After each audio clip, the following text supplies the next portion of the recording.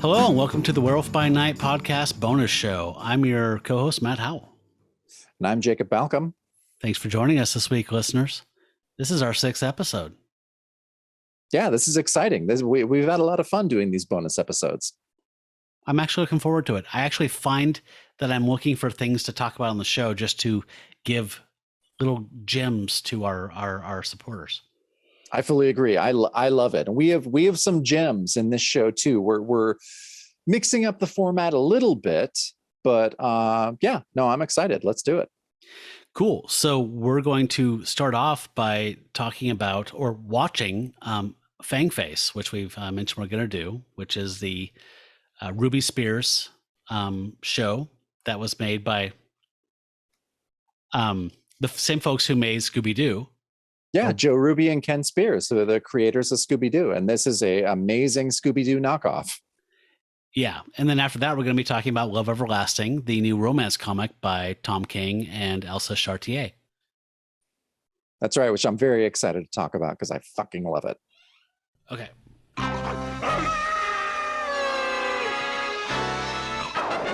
Fangface! Every 400 years, a baby werewolf is born into the Fangsworth family. And so when the moon shined on little Sherman Fangsworth, he changed into Fangface. A werewolf. Only the sun can change him back to normal. I love the music. So little Fangs grew up and teamed up with three daring teenagers, Kim, Biff, and Pugsy. And together they find danger, excitement, and adventure. So who is this for?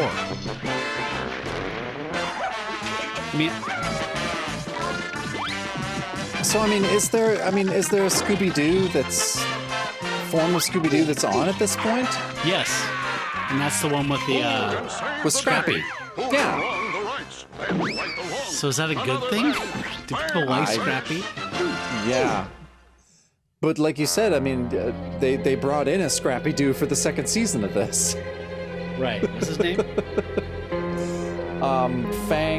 Fangpuss. Fangpuss.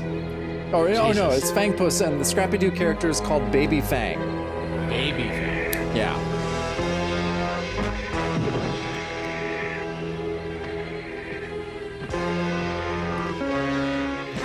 Yeah, this definitely has more of a look of a 70s, early 80s Scooby-Doo. Finally perfected. You're all going to have the honor of being the first to witness. Street Fighter. Stay away. Street Fighter. Get back.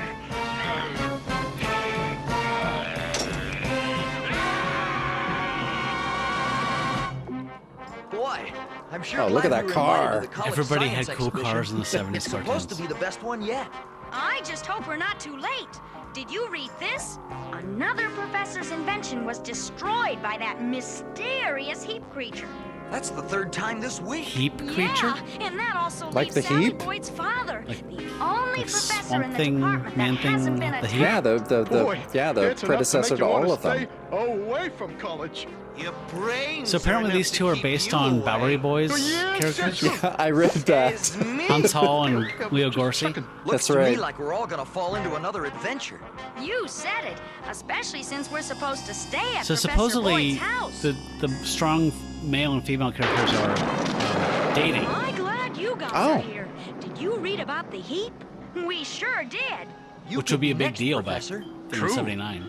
I'm True. the only science professor that hasn't been attacked. What about Professor Arnos, Dad? For my The Heap porn hasn't bothered leanings. him that we know of, but the college let him go long before this Look at monster this. showed up. So these cheap backgrounds are already just Professor. Yeah, concerning. come. Yeah. He was doing some unauthorized experiments. I but dig they the amounted to background nothing. music, though, I gotta Look, say. Professor, I do too. If this Heap It's creep no shows up, Ohio Express, we'll take care of him. but I mean, who wore hats like that in 79?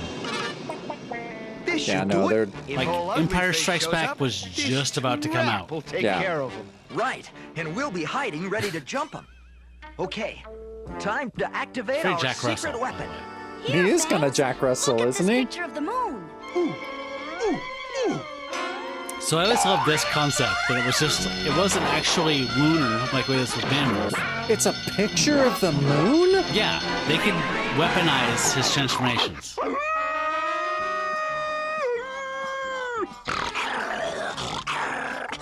Dorothy! I'll tear him apart!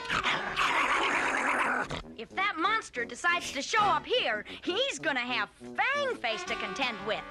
Monster! I'm talking about pugs! So I like his design that he just has one fang. Yeah. Sorry, pugs. Well, it's I not don't know what Fang's came over me. face. No, it's Come not on. Fang's face. You're right. Singular fang. I like that he's basically John Belushi in Animal House. Yeah. Somehow that helps with monsters. Toga. Yeah. Oh my god. So yeah, so you think this guy is from Street Fighter? He looks like Blanca, right? He does, yeah. That's the professor. Look, it's the Heap, and he's got the professor. I'm pretty sure the Heap was copyrighted, Go though. get that turkey. Are you sure? Turkey?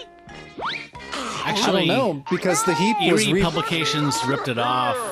well, Skywald actually Skywald ripped it off. Sorry, ripped it off and had new stories. And just written. use the name, right? Yeah, and use the So it name. must not have Yeah. been. The Heap is You're getting right. away. Look at this. It's like Plastic Man. There's only one I guess he's way. Plastic Man too, or Elastic This'll Lad. calm him Sorry. down. Yeah. That's right. They rub his feet to calm him down. I Wait till he forgot. turns back to fangs. I'll show him who's boss. He's okay now, Pugs. Come on, we gotta get the Heap. What is happening? I do love the monster design, though. Yeah, I think he's a cool looking monster. He is a cool looking monster.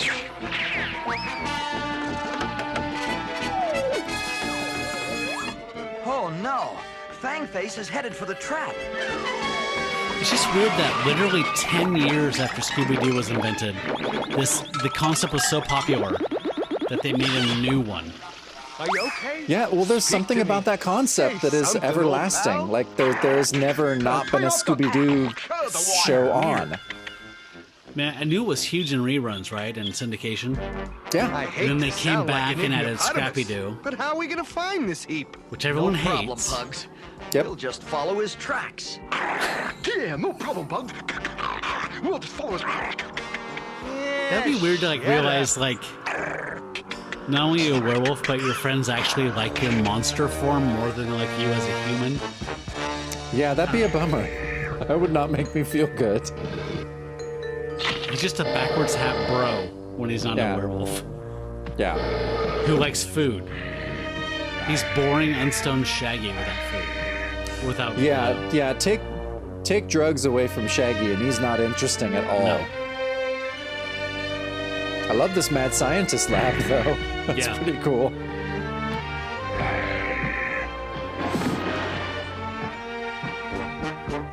He's not much of a heap, really. No.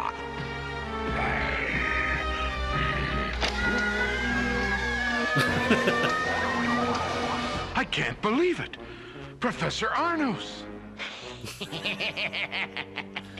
Yes, it's me, Professor Boyd. Why? Because you and your colleagues laughed at my experiments. Now I'm going to get my revenge. Wow. As you Just- saw, just like I that have werewolf perfected movie a we watched. metamorphosis ray, capable Literally. of changing humans into any form I want. Scientists do not like being made fun of. Dude, do not mock me. Do not make fun of Was that them. Undying Monster? Yeah, that was the Undying Monster. It seems like we've been following these tracks forever. Where do they end? Up ahead, they end smack up against that mountain. There must be an entrance of some kind behind this rock. Lucky we found the secret entrance. Wow. What?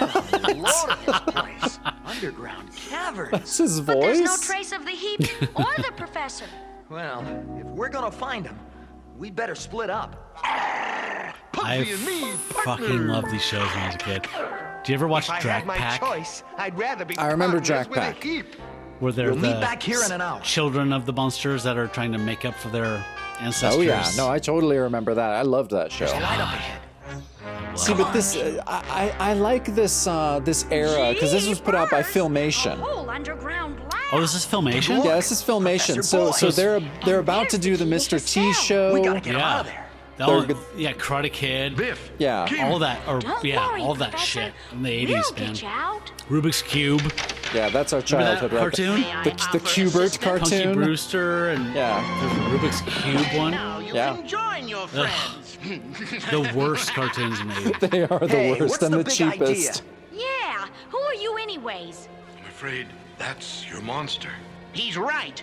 And when I get through, the college Nice will be roller sorry through they back there, fired though. me. That's Yeah. what you think. When Fangface catches up with you, So, there are others, eh? I'll take care of them myself.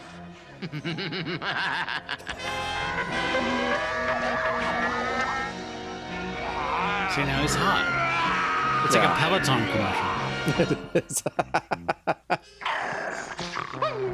We'll never find a way out of these caves, Pugs. See, if you could change into that, I would never let you be Jacob. That's not an insult to who you are as a person. It's just, this is awesome. You would just prefer me to be a mono-fanged werewolf at all times. Okay, now Would you keep not your agree? peepers on, If I and were- let's just hope we don't if I run could be into that- creep, the Heap. Wait, so you're the Bowery boy and I'm Fangface? No, I'm just saying, like, if I were in that position, I could turn into a werewolf. Yeah, Would you not that's- want me to be the werewolf? No, I would want you to be the werewolf. You're I right. would want to be the werewolf, and I'm me. Yeah. Look at him. He's hilarious. Yeah, He's having a great time. He's going to eat one of those big Dagwood sandwiches soon. He is. You flipped! He's just got one big tooth. Yeah, the one That big makes it, tooth thing. it's not scary anymore. It's funny. Top of me! Is that what the design is going for? I'm guessing. He's too scary. Let's get More than one tooth? Yeah. With more than one tooth, he'd be, He's like a he'd be baby too with scary. one tooth. Yeah. No, you're right. It does infantilize him, which makes him less scary. Hurry, Fangface! He's right behind us! I'm hurrying! I'm hurrying! Hey, look up ahead! A trap door! 2 I seasons. wonder where it goes, Pugs. 2 seasons. I don't know. 30-some but keep episodes. running. It might be our way out. Made it! Now let's get up and get out! I just can't believe you roast remember duck, this. my favorite. Excuse me, lady? What do you know? Vividly. The tunnel led to a restaurant. Here's your duck. Oh, man. Do you remember Duck is Turbo food. Teen? Oh no! Kinda? Body horror cartoon? Where this Quick, kid... into the kitchen! What was it based on? I'm trying to think what inspired it. This kid turns into a car. Like a man turns into a Oh, werewolf. yeah. Horrifying. That was Fucking horrifying. horrifying. Is that what gave you your lifelong fear of body horror? Is watching Turbo Teen upset the Turbo shit Teen? out of me. It's basically Cronenberg for kids. It's like Videodrome for children. Do we need He's that? gone, Pugsy! That's great! But did you have to use me as a dishcloth? I just couldn't think of anywhere else to put you. I'm trying to think of what Pugsy sound. Who does Pugsy sound Just like? Dry me off, huh? Oh, sure, Pugs, sure. Gee, I never know what to expect from that crazy werewolf. Now get after that Heap and use a net. It's like a Butch Eddie Beeson. Don't worry. Okay, that's pretty good, actually. I don't know how you describe him. I That's mean, pretty solid.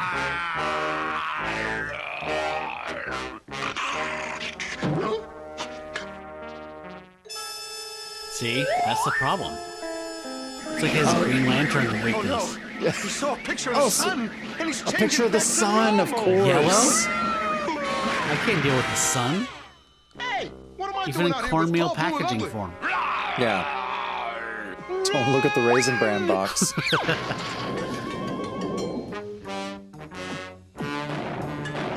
As long as we got this thing going, let's get back to the caves.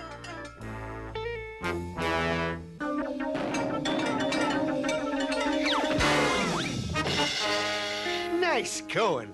It only See, took us I don't an care about hour this to guy. get back I want him to be a here. werewolf Can I again. help it if I took around? I want him to be a werewolf again, When I but was also this 5, is. I was just like, turn back into the forget it. werewolf. Turn back into the werewolf. I didn't Biff care and about Kim, it. we're gonna meet Oh us man, here. this makes do you think Scooby the Heap got Doo 'em? look I don't know. look We really gotta find highbrow. it. Come on. Yeah.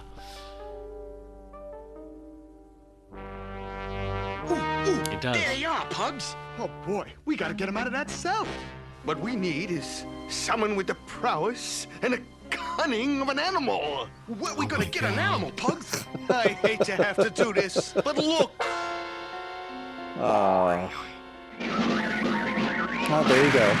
So isn't this kind of built off references that no one this age would have gotten in '79? That's what I'm wondering. Bowery Boys, wasn't that? I'm like, are late these 50s? I mean, are these? 50s? Come on. I mean, aside from their character design, are they actually making references about the Bowery Boys?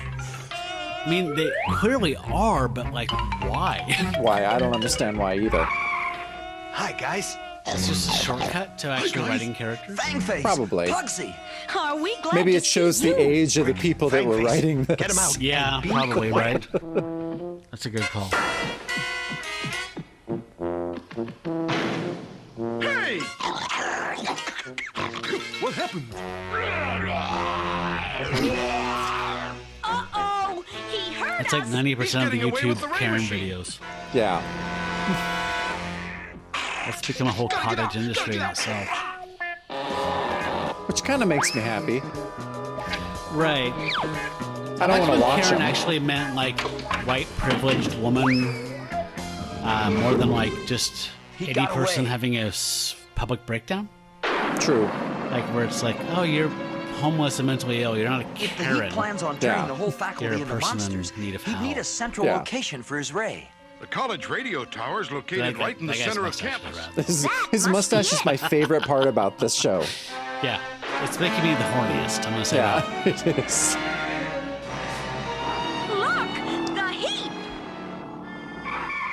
Pugsy, you and Fangface take the elevator to the roof. This might be the See if you can best stop him Jekyll from up Hyde there. transformation I've ever Meanwhile, seen Kim in and I any will block kid's his show. escape from down From here. that bald Ebenezer Scrooge-looking guy to Blanca from Street Fighter. It's pretty good. I mean, the transformation is solid. I will Not give gonna you lie, I that. don't remember what his motivation is, but I do I love the don't either. transformation. I I've think already this forgotten calls it. for the old mirror. Wait, Wait, what? we're adding a new power? No, we are. That's It drives him crazy? he's horny when he sees himself.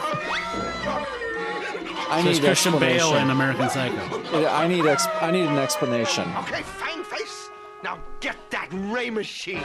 I think he got it, Jacob. Okay. He's fucking that tower. Yeah, he's fucking that tower.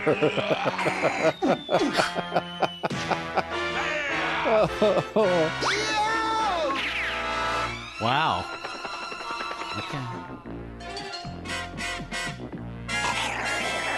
So he really is like Plastic Man. He's just kind of like whatever you need him to be at the moment. Yep.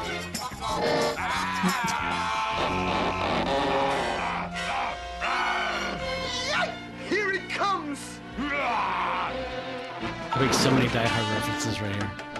I like that poster back there. Progress too. through Know where science. Ooh, I hope so too, Pug. Look, they're headed for the rocket research area.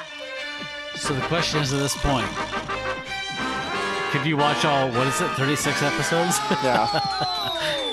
What would it take? How much you have to get paid to sit and watch all of those in one run? Oh no! I don't They set know. off that jet engine. A lot. And there's the Heap. I do it for $10. You do it for $10? And a double cheeseburger from Five Guys with extra fries and fries sauce. I'd do it for $100, the think double we ditched him, cheeseburger, and Fangface. at least a bag of pretty strong weed. Let's get out of here. Oh yeah, I have that. Okay, yeah, you have that. Yeah. No, I'd do that, yeah. That would be a decent weekend. He dropped the machine. I think that should count as FMLA time. Yeah. You know? I'll catch it. Good So it's kind of like catch. recovering But from now, a lobotomy. How do we catch Pugs Yeah, and no, I mean, Fangface? that would make sense. It's the Heap. Yeah, the Heap. I still don't get where they came with the I know, name. God. Where did the fucking name come from? Hey, I don't get it. Talk this thing over. Yeah. Talk. Because when he's done grinding on you, you have a heap of VD. Yeah.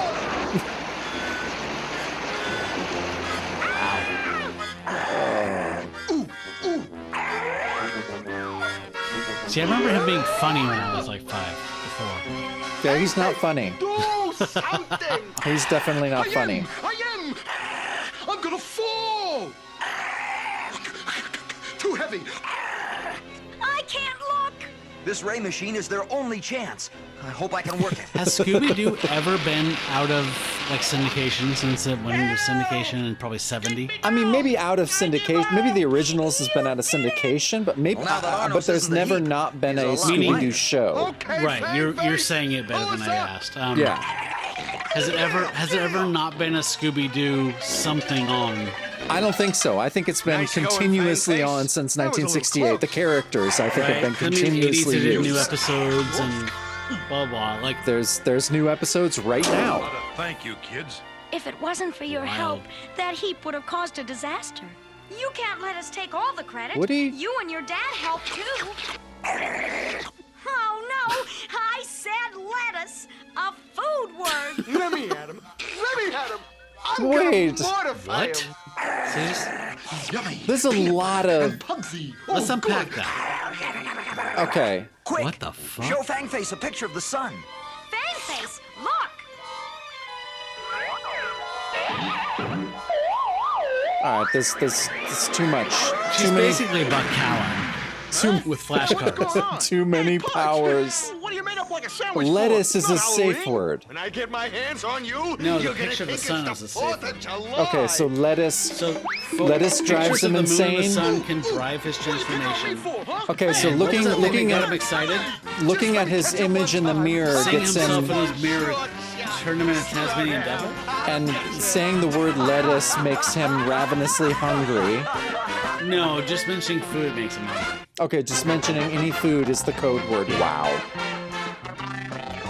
Oh my God. You That have to was. watch the credits. This is a legal No, obligation. you're right. You're right. Frank Welker, Susan Blue.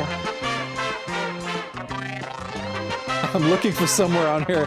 Jack Kirby. Yeah. Steve Gerber. Yeah. Ruby Spears. Okay, so I'm a fan of Elsa Charretier, who is an amazing artist who I know most from her work with Matt Fraction on the kind of crime noir 4-volume graphic novel called November, which finished late last year and was so good.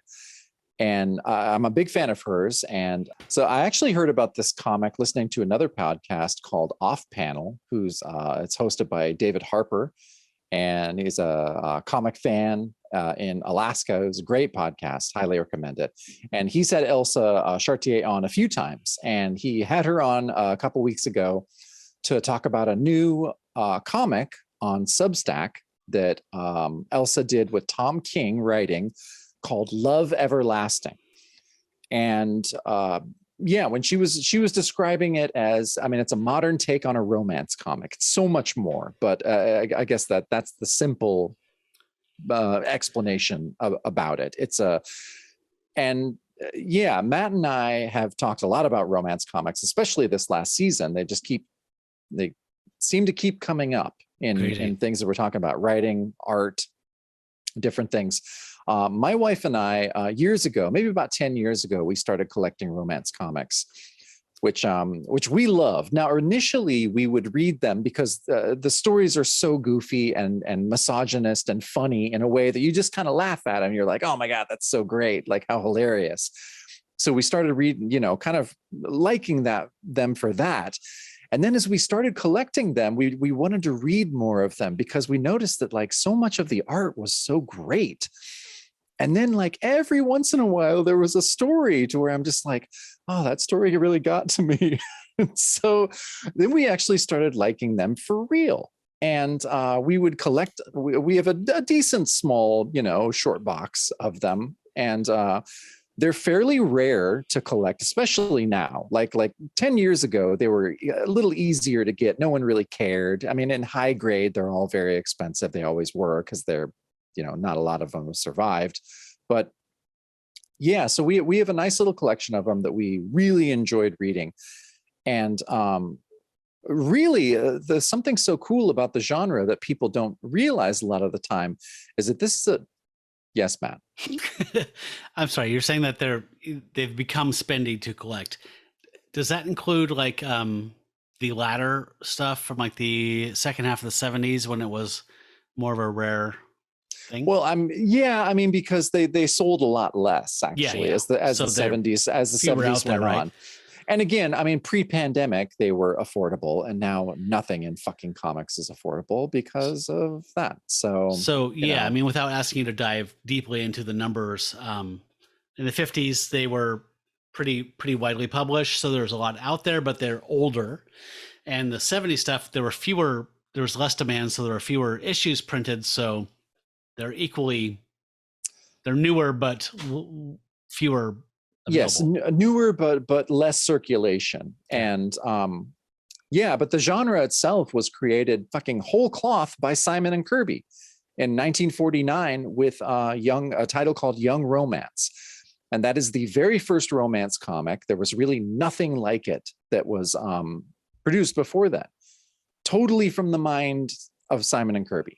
So again, just yet another, genre defining thing that Jack Kirby is involved in. And Joe Simon as well. He's no slouch, and we should always give him credit as well, especially for that Golden Age stuff.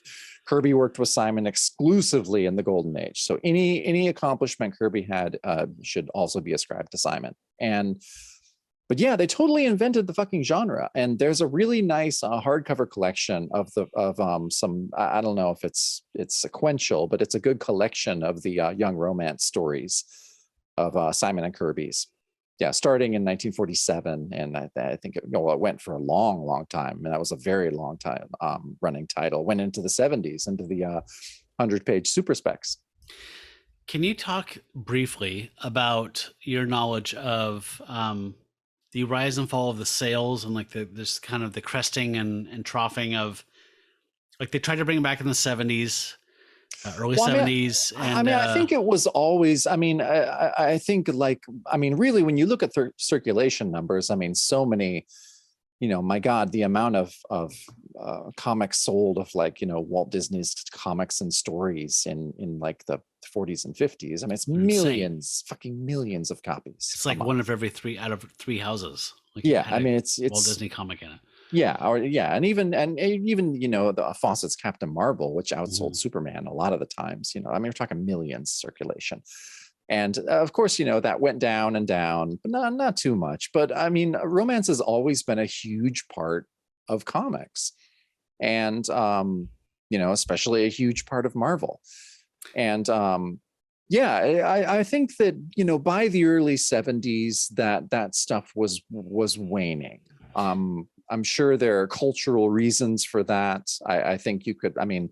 Obviously, the first one is the kind of the rise of modern feminist thinking is obviously going to be something that's going to affect the circulation. Like, what's the first romance comic with the pill in it, right? Like 66 or whatever. Yeah, exactly. Yeah. So, but I think Marvel's kept with My Love, I think, was a title that was that continued to be a Marvel title in the 60s and early 70s.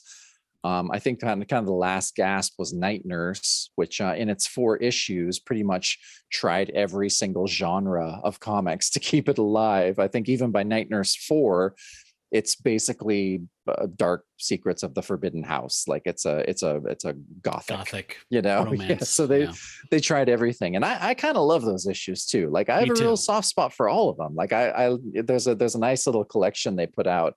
It's really just like a giant, like almost not square bound, but like a 60-page comic that just had the 4 Night Nurse stories in it. And but there's something goofy. Obviously there's problematic parts to romance comics, of course, but there's just something kind of charming about them. And it was something I didn't brag about loving or collecting romance comics for a long time, because I don't know, it's a little weird. But I shared my love of them with Debbie, who owns Excalibur Comics here in Portland. She's a big romance comic fan, so we would talk about them a lot.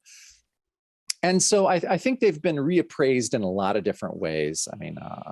Culturally, there's lots of problematic stuff, but no one's going to argue that the art is gorgeous, and so many great artists contributed to romance comics over the era. So how do you account for, like, that was one of my biggest like takeaways from like diving into the 50s and early 60s stuff, was like, these are artists that I love that normally do strange and bizarre or superhero stuff.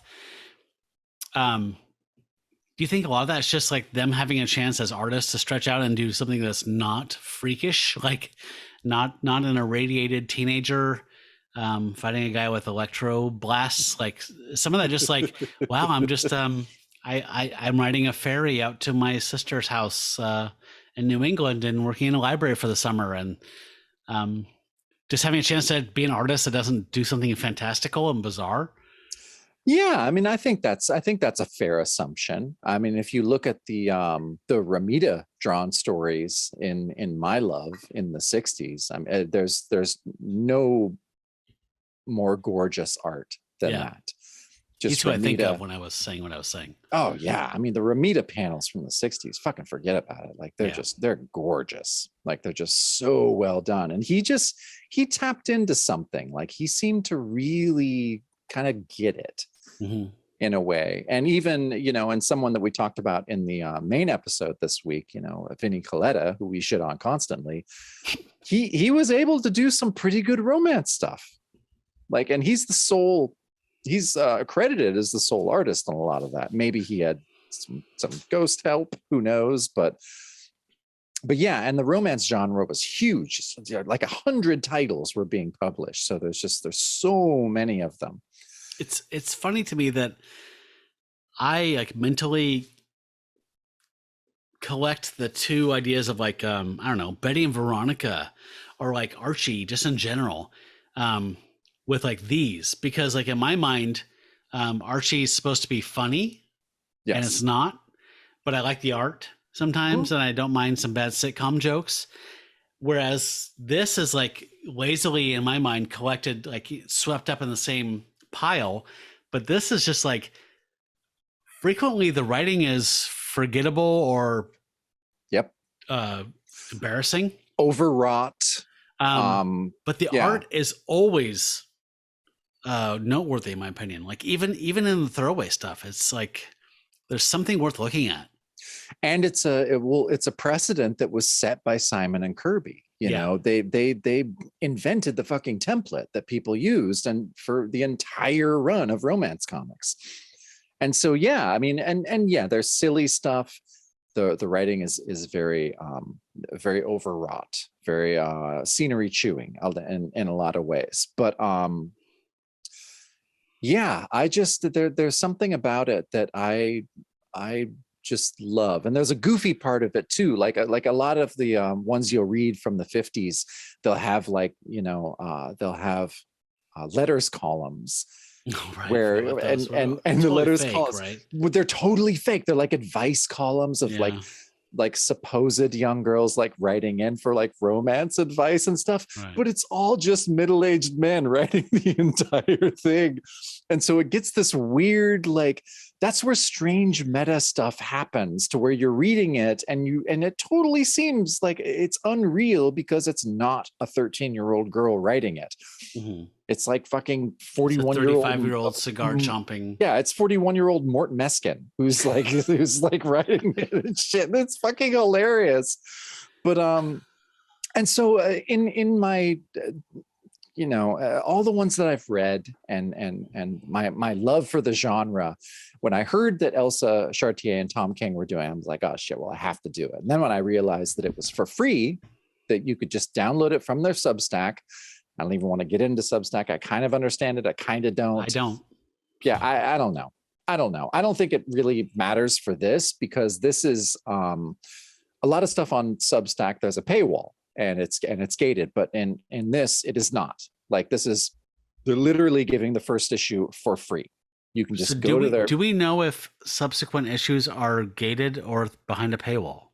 I don't think they are. I don't think they are either. The language around the stuff I read today or the last couple of days, no, I don't think it does not suggest that they're charging for this. Yeah, I don't understand. I don't either. And that's kind of on the episode off panel. It was also like that. Like, I don't know. I don't know what the end game is. I mean, maybe they're, yeah, I don't know. I don't understand the economics behind any of it, but I'm very excited to. Well, so if you go on the Substack, you can subscribe. You can do a yearly subscription. You can do this, and you get extra stuff. You get like bonus material and things like that, and you get kind of and artists interact with you and different things like that, and it seems cool. I'm not doing it right now, but maybe after I read a couple more issues of this, I'll want to, and maybe that's the hook. So before we dive into this issue, how do you address the fact that like this is a very meta textual issue? Like, if you were watching a movie that was like this meta textual riff on the idea of breakdancing movies in the 80s, you've never seen a breakdancing movie from the 80s, would you appreciate a 2016 riff on breakdancing movies? Yeah, I thought about that too, but I think that the romance comic tropes, or just tropes of romance in general, are in the ether of pop culture enough to where I don't think you need a huge background in romance comics. It really helps because they have really done their homework, and these God. I mean, I have issues that I know they're taking directly from. So I'm not a poser. I'm not pretending like I know this genre a lot. I'm talking like that one issue of Charlton's Secret Romance or whatever that I've read like 15 times. Yeah. That is virtually my extent beyond a few blogs where they've scanned pages. So I don't know this genre a lot, but I immediately responded to this and was like, oh my God, this is fucking brilliant. Yeah. Based on the one issue I've read like 15 times. Totally. Well, I think that, these tropes are just out there. Like you know them, even if you don't think you know them. Yeah. And so I think that someone coming blind into this, you don't need to already like romance comics. It doesn't really matter. I think it's really going to enhance your enjoyment of it if you do, but I don't think you do. So let's dig in. Yeah. So it's basically, it's 3 short stories, short little comic stories that are all very typical types of romance stories. So, I mean, the first one is called Meant to Be, and it introduces our protagonist, Joan. And it's basically just a story that's been told a million times in romance comics of just it is the cliche 50s, right? I mean, she's a typist. Yep. She just moved to the big city. She's moved in with her best friend from a small town. Yeah. But I mean, don't you think that a lot of romance comic tropes have been taken for romantic comedy tropes? Oh yeah. I mean, that's how people know them. It's like these could be a million romantic comedies made in the 80s to the early 2000s. So where else would this trope have developed outside of romance comics, like in this era? Were there women's magazines that were basically the text equivalent to this? Yes, there's ones called Miss America, and Marvel published a lot of them that were mainly text. They just had romance stories and different things like that for the most part. And Simon and Kirby stuff, right? I mean, it's exactly the same one. So yeah, Joan is a typist, just moved to the big city that is working for her handsome boss, that is dating her roommate. The one catches that he's dating her roommate. Yeah, the one catches he's dating her roommate.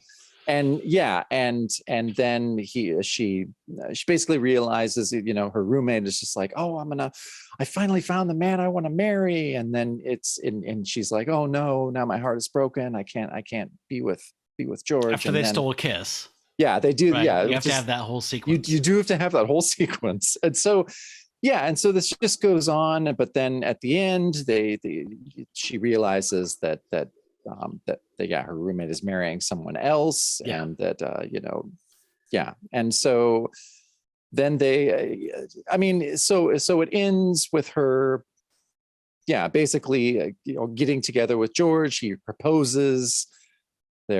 they're in love, and that's the end. And then it goes to the next perfectly one. formed, Yeah. right? Yeah, it's perfectly formed. It's a very typical romance story. Then it goes to the next one, which kind of moves more into the 60s.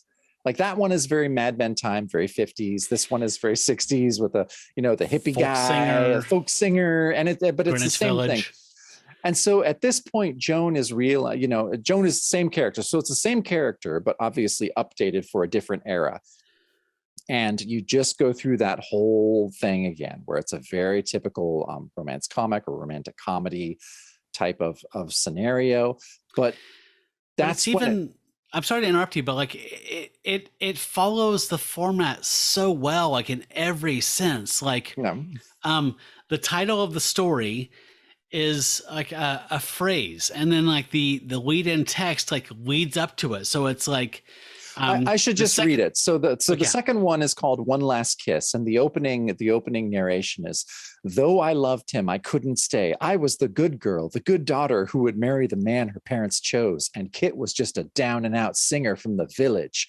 After this, I knew I'd run, but first I had to have one last kiss, and that's the that could One not Last Kiss be is all more, stylized as like Rubber Soul, like font. It's so badass. And he has like a leather jacket on with tassels, like a folk singer, guitar strapped on his back, and she has like her hair strapped back with like these polka dot like paisley type of 65 64 things. And I hate using the shorthand for Chartier's work, but it's very similar. It's gorgeous. It's so gorgeous. But the shorthand for it, if you have never seen it, it's in the same vein as Darwin Cook. Yep. And that's the that's highest the compliment you can pay someone as well. It is. It's not derivative at all, but it is very much in that style. But the way that she's made it her own, and she just keeps getting better too. And Matt Hollingsworth's colors are insanely good. Yeah, they're really, really good. And so, I mean, I don't know. This is where we have to kind of stop really talking about the main story without giving too much away, but to the form. So, but basically, so you're just like in this next chapter, it's kind of the same kind of trope where it's going through the story of she's dating the bad boy. I would just say, at this point, if you don't want to have anything spoiled, I would pause this episode right here and go to the Substack and download the free PDF or CBR file and read this, because we're going to start spoiling it from here on out. But I want to talk about it. So okay, you do want to talk about it. Okay, is that okay? Yeah, I think totally fine I with think that. It's literally its purpose. So I think we need to. I just want to give people ample time to get to their whatever device and stop it before they have a chance to read it. Yeah. So we've done that. Yes. Okay. So watch this. Yeah. It's very impressive, honestly, and kind of disturbing. That was your spoiler break. Okay. Nice. All right. We're now going to talk about the entire round. Okay. So it happens kind of in the middle of the second story that is playing out very, very normally. She goes to see the folk singer named Kit Myers, and she's talking about it, talking about her father, saying he just didn't understand what it was like to be in the village where you could be free of all the burdens of money. And wait, George, where's George? And George was the man from the first story. And so it starts to kind of have these meta hints to it that this is the same character who's starting to have previous memories of her time in previous stories from other eras of romance comics. So when this first happened, this first echo of the Joan from story one, like the first time I noticed it was the dad in story two calling her Joan Peterson. I was like, wait a minute. I thought that was the character from story one. Yeah. And then as you move on, what was your first reaction to oh, this is like Quantum Leap, or this is something's broken? They didn't spoil it in the podcast I listened to, but they were, but the words meta, the words, commentary and all these things started kind of coming out. And also, I think David Harper was saying like, yeah, it's a romance comic, but it's also a horror comic. And you're like, yeah, a little bit. Yeah. And so, so she keeps kind of getting confused and almost having these strange, disassociative moments where she's like talking, it is disturbing to where she's watching, Kit playing a show and then being like, George, I was married to George, like that. But then she just gets right back into it. And and she just kind of keeps remembering this. And she's at a cafe in the village with Kit, and he's like, oh, if you read Kierkegaard, you'd know there was a whole new world available to you. And she's kind of like, oh yeah. And then she's on the subway train home. Scene. Yeah, the train scene. That's your right. Ticket, madam. How far are you headed? And she just like, she hears that click. She's like, I'm not in love with George. I don't know who the fuck George is. I love Kit. Yeah. So she's totally disassociated. It is a horror story. It is. It starts to get she's really adrift kind of in a sea of cliches. Of female romance. I just don't know if I've ever read anything like this. I haven't. And that's what was so exciting about it. Like it was taking a genre that I already loved and knew a lot about, and it's a love letter to romance comics. It's a fucking Twilight Zone episode. It's a meta commentary on it. It's so good. And the closest I can think of, recent art wise, is like Russian Doll on Netflix. Definitely, yeah. As far as like that kind of, but not that, it's not Groundhog Day. No, it's not at all. It's almost like it's not the same Russian thing. Doll meets like Eternal Sunshine of the Spotless Mind or something, but in somehow the comics, better than both of those, honestly. Like I think the comics genre, but it's working within that genre. It's taking the confines of the romance genre and doing something amazing with it. Right. And while doing that, it's also, it's commenting on how constrictive these stories are to their female protagonists. Like that's the whole thing. That's like the point. That's the whole fucking point. And that's what's so genius about it. And so that second story ends with Kit showing up at the Peterson residence and having the flowers in his hand and trying to appeal to his father or to her father.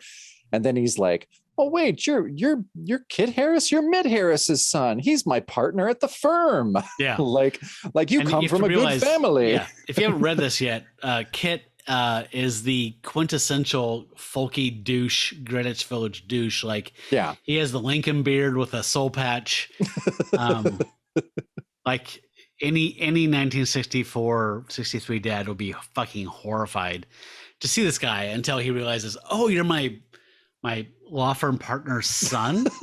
Oh, I love you. Yeah. Oh, you come from good stock. Can't say enough about the art. It's so cool. But then that was and that story ends with her being like, oh, this is the moment I needed, the life I needed. And then the last panel and it was all a fucking lie. And and this is where it goes into like, all the stuff we were saying meta wise with like Westworld, where it's like we jump back to like the Old West.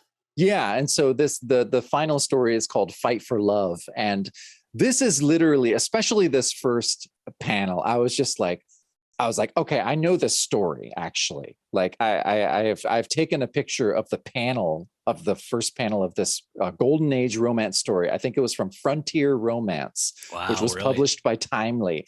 And it was called I Was a Lady Bandit. And she's got to choose between the two men and they're kind of pleading to her. And I'm just like, okay, I know either one of Tom or Elsa they've read some Frontier Romance comics. And so this one, we're back in Frontier times. These two cowpokes fighting it out, and it's Joan Peterson again. And she says, no, Chad, Bill, they'll kill each other. I need to help one of them, but which one? And the title is Fight for Love. And this one goes, it starts, this is where things start to break down though. Like there's a story that's going, but the structure of the story is breaking down because it starts off in the narration. It was just another day on our humble Maricopa ranch. I was expected to do my cooking and cleaning. And then the panels start going on, but they're divided by a small panel. It just says "just another day," and it just has like a bucket with the rag in it.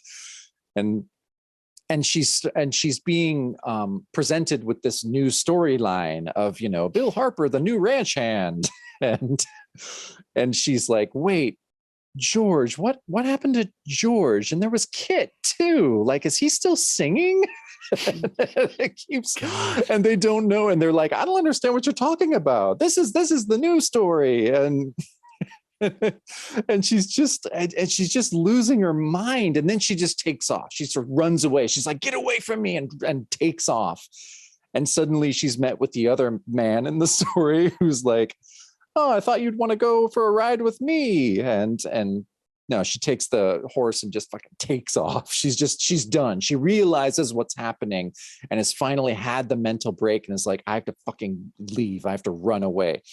And the next page is where it just gets so badass. Wild. Oh my God. So she just was riding through the desert. And I mean, the narration gets super dark. She's just like, I rode in no particular direction. I rode hard. And she's like, I saw my life as three women flowing together like creeks meeting in a river. And then, you know, it's like days and nights I passed. And then she talks about, she's like, about her horse. She's like, at some point, Dusty could take no more and fell beneath me. Using a knife, I cut the beast's throat, not wanting to leave it suffering. I was like, oh my God. And so she's just walking alone and then collapses. And then, and then she's dreaming, and it shows her in the Old West panel. Then it shows her from the first story, from the second story. And then she wakes up next to this, all in the same form, sleeping. And then she wakes up next to a fire, and there's this masked man, you know, and he's there, and he's like, you Joan Peterson? She's like, I don't know you. Where do you come from? He says, I got a message from Miss Joan Peterson. Would you confirm that is your moniker? I'd like to deliver my message. And she's like, well, I'm Joan Peterson. What's your damn message? And he's like, you shouldn't have run, girl. This world is harsh and wide. Running don't get you anywhere. And the final thing is he says, Miss Joan Peterson, she would like you to know love is everlasting. He pulls a gun and shoots her. And the last panel is just blam. And then you turn to the next page, and it's another romance story. Suddenly it's gone another to cliche setup. Another cliche where it's suddenly in a hospital and she's a nurse, and the narration is Sal came to our hospital to die. He'd given up all hope of fight the disease ravaging his body. That's when I met him. That's when I discovered that I too could be sick with love. And in each one of these stories, you know, full credits on each story, like they would in a romance comic. Like and then it starts to go. She's looking in the mirror saying, she when breaks I got it. Yeah, right? she does. So it's like, she's like, when I got ready to work for work that day, I had no idea that I would meet. And then she looks at her face, and then she's like, fuck. And that's the end of the It cradles her face in her hands, like she's fully self-aware now. Like she realizes she's just stuck like, in this.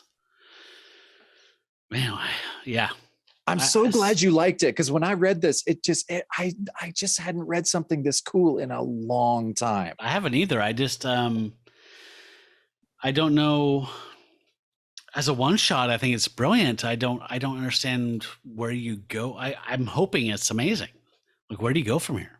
I don't know. I mean, with Tom King and Elsa Charretier, they're both amazing creators.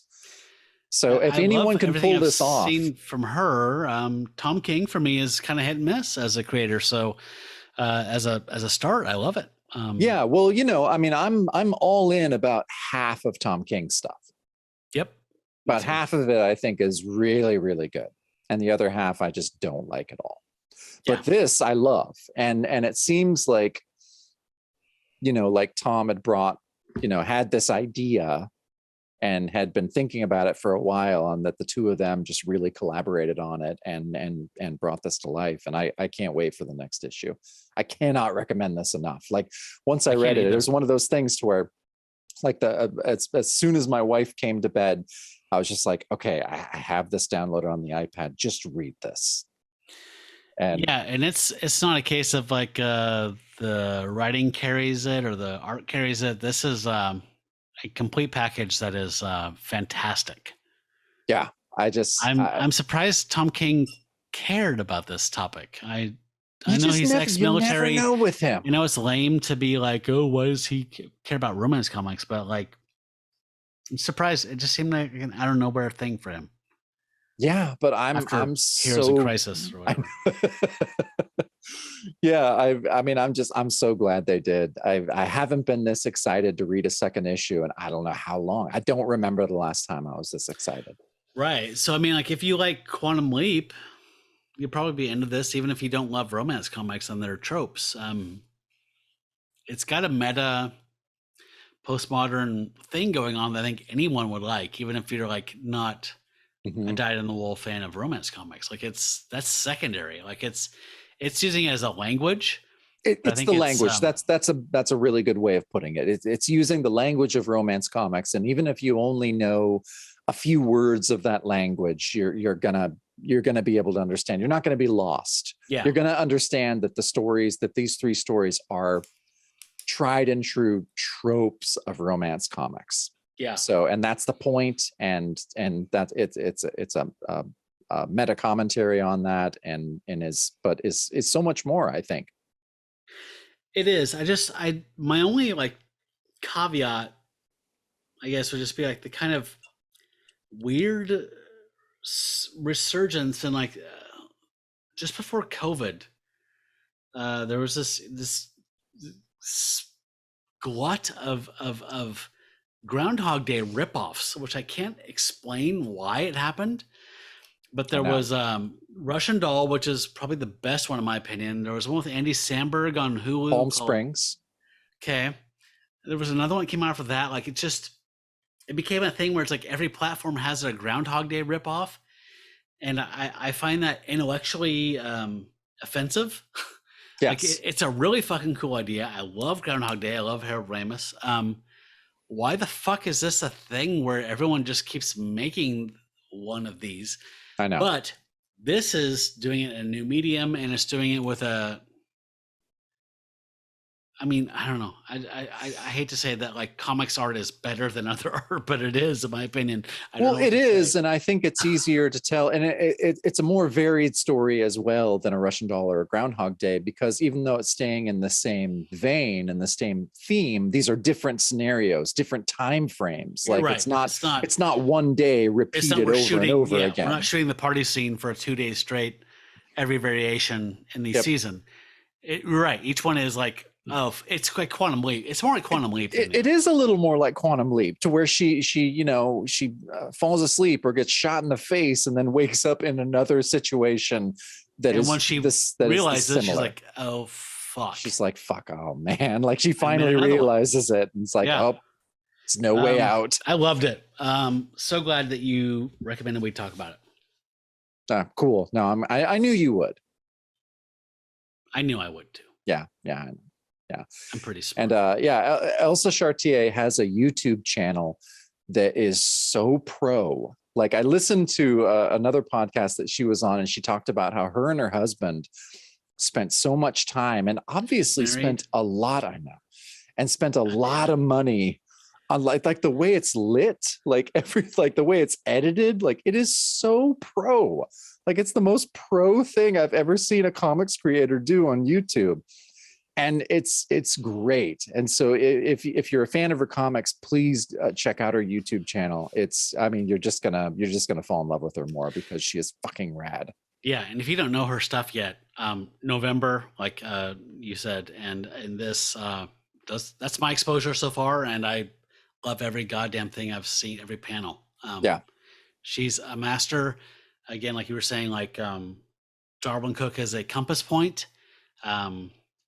So that kind of 50s, whatever you call that, but she is not aping him. She is her own artist, and every goddamn thing she does is fucking gorgeous. Yeah. So get on board. Cool. So that's the bonus show. Yeah. So I'm glad you stuck around. We did our Fangface. We did the Love Everlasting, and so Matt, I guess that's the end. We have our little sign off. So to all the Patreon supporters, it's my new sign off. May your fur never bristle in the moonlight. And stay furry, friends. I'm gonna get used to not singing. I mean, I wasn't gonna stop you. That's the bonus show.